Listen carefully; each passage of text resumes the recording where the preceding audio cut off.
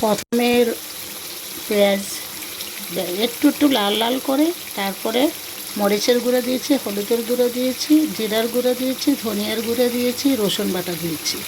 তারপরে তরকারিগুলো আলু সিম দিয়েছি।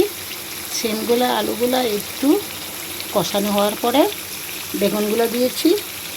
বেগুনগুলো একটু কষানো হওয়ার পরে এখন টমেটো দিয়ে দিচ্ছি, কয়েকটা মরিচ দিয়েছি, এখন কয়েকটা দুইটা মরিচ দিয়ে দিব, মাছগুলো দিয়ে দিব।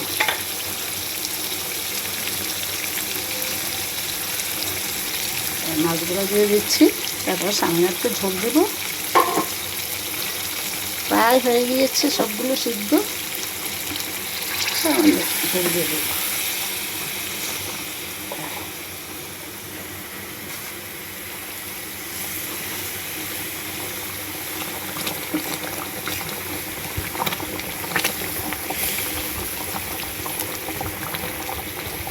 একটু গরম পানি দিয়ে দিয়েছি, বেশিক্ষণ লাগবে না, হয়ে যাবে।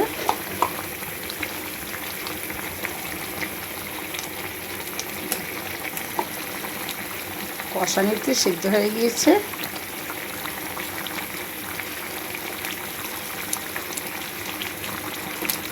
একটু লবণ চেটে দেখব।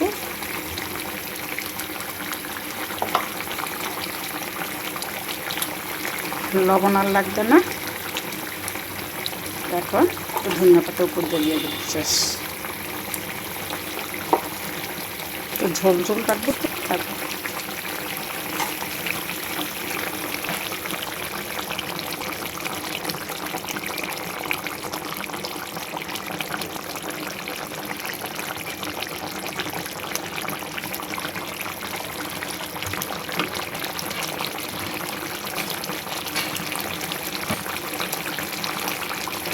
সিদ্ধ হয়ে গিয়েছে।